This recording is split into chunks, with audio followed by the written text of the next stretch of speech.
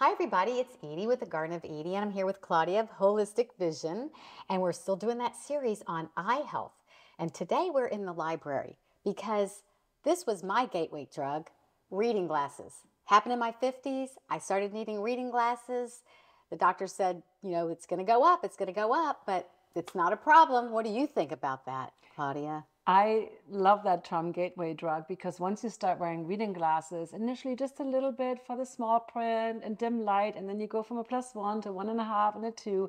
Before you know it, you go to the eye doctor and they tell you your distance vision, you need correction. And then you get bifocals or progressive glasses, and you basically have clarity at 0 distance, which to me is horrible, right? You started with this little thing for reading, and now you can't see anything clearly. I had 20/15 vision for the longest time until I needed reading glasses, and it went downhill. So the minute I met Claudia and learned about her, I stopped using my reading glasses because she told me to. And it's been like 6 months and I can read pretty well. I mean, it's not perfect. It's not like 20/20 vision, but I am curious. Do you think my vision's gotten better? Absolutely. I mean, if you can, what kind of text I size can read everything. Yeah. Maybe the really teeny Well, tiny no, print no on the one. supplement bottles, right? But pretty much like 95% of the things you have to read in daily life. So that's near farsightedness. It's actually called presbyopia, which is Greek, and it means old age sight. So well, that's what I was going to say. Right? So presbyopia is a form of farsightedness, meaning you can usually see the distance better. The closer things get, the more blurry they get, right? So that's what you struggled with. And a lot of times, the doctors will tell you it's a hardening of the lens, and the lens is not as flexible anymore. We don't really know that. What I found more commonly is like a stiffening of your beliefs, your mindset. Maybe you're nearing retirement. You're not quite sure what to do with the rest of your life, right? You're in that midlife crisis. We say that for a reason.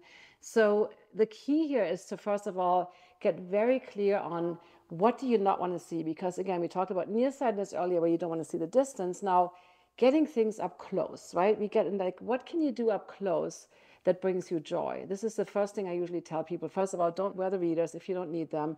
If you have readers or bifocals or progressives, get into weaker ones. You can go to the drugstore in most cases, get those, the weakest possible, increase the brightness. But you also want to kind of allow things up close, because what you do is like the arms get longer, right? You kind of do that and you're like, I can't see anything.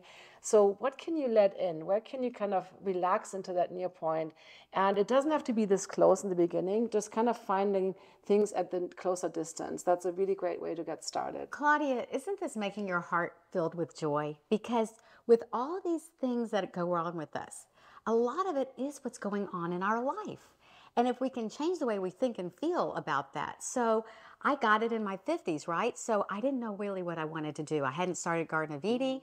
I knew I needed to do something. But I just didn't know what it was. And that's when I needed reading glasses. But now we're doing Garden of Eydie, and it's near and dear to my heart, and I love it. And I guess taking off the glasses, they're getting better. Yeah, and having that vision for your life, something that you get excited about, because I see the difference between people that count down the days to retirement, but they don't really know what to do, and people like you, right? We have a mission in our life. We have something exciting to look forward to. On your course, you had us do some different exercises. One thing that is really important in vision in general is eye movement. So when our vision deteriorates, usually we have a stagnation of the eye movements. And there's one particular movement called saccadic eye movements. They're very tiny little jumps that your eyes make. And we want to improve that. And one technique that I'm teaching in my program that you learned is the head swing. And it's basically a way where you move your attention from side to side and you blink and breathe as you do that. And the key here is that you are not, your eyes want to follow your nose. So you want to think of almost like your head is like a car, right? As the eyes are basically moving along with the head. So you're making these tiny, tiny, tiny little jumps. And that's a technique that you use to improve these saccadic eye movements. And why are they important? Because something that blew my mind is the aspect that we can only see a teeny tiny spot perfectly clear.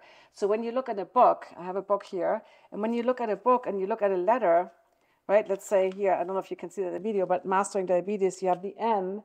You can only see the M really well. Yes, you see the other letters, but they're not as clear. If you want to read the last one, you have to move your attention. You have to move your eyes, right?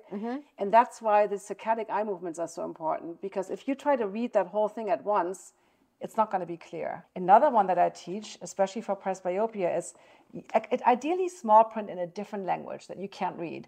And then you can hold it like super close, really close, and you just look at the white spaces between the text. So you're moving your attention, you always move your head with the eyes, and then you just look at the white spaces. You're not trying to read anything because it's going to be really blurry at this distance, right?